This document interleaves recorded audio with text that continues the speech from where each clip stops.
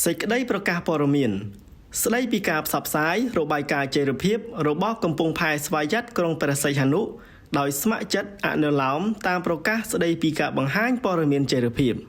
នាយកតកមូលបត្រកម្ពុជាសូមអបអរសាទរ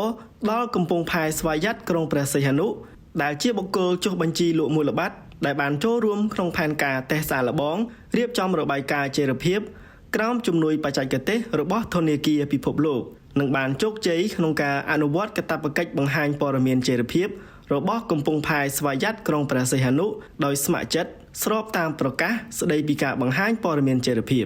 ការបង្ហាញព័ត៌មានចីរភាពរបស់កំពង់ផែស្វយ័តក្រុងព្រះសីហនុ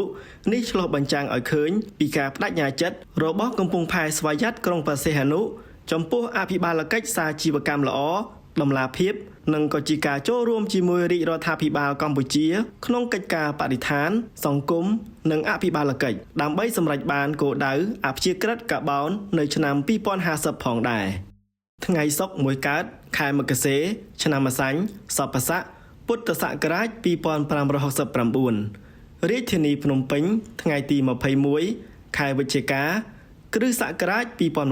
2025នាយកតកមូលបត្រកម្ពុជា